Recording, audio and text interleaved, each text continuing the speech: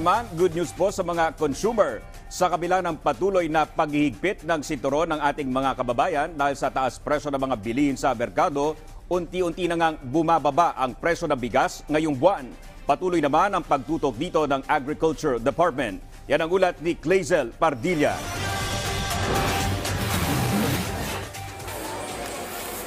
Sa price monitoring ng Department of Agriculture sa mga palengke sa Metro Manila, mula 42 hanggang 65 pesos noong Setyembre, bumaba na sa 40 hanggang 62 pesos o halos 3 piso ang per kilo ng bigas.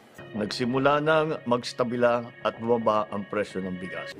Pansin na raw ng ilang rice retailers sa Kamuning Market ang bawas presyo sa bawat kaba ng bigas. Pero tali pa rin silang iparamdam ito sa mga mamimili. Bumaba yun ng 10 pesos.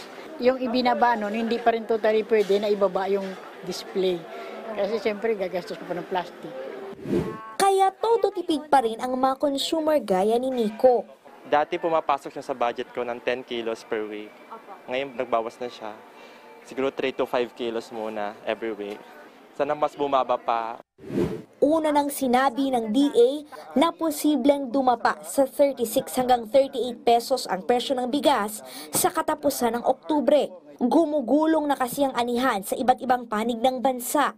Taya ng ahensya, papalo sa higit 70 araw o halos 3 buwan ng inventaryo ng lokal na bigas bago matapos ang 2023.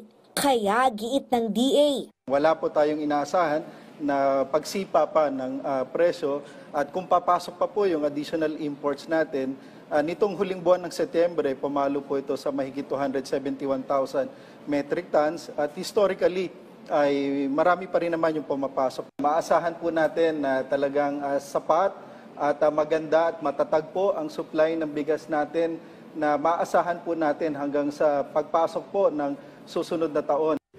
Mahigpit na tinututukan ngayon ng ahensya ang lalo pang pagpapababa sa presyo ng bigas.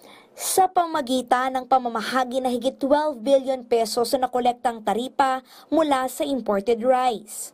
Ibibigay natin sa ating mga farmer sa pamamagitan ng mga equipment, mga traktor, mga harvester, mga dryer. Ito po ay para maging mas mababa ang cost of production natin. Ang mga truck na nagde-deliver ng ating mga pagkain ay hindi na nahaharang sa lahat ng boundary na dinadaanan nila. Kaya bababa ang presyo ng transportasyon, bababa ang gastos ng mga transporter at magiging mas mabilis ang pagdaloy ng pagkain.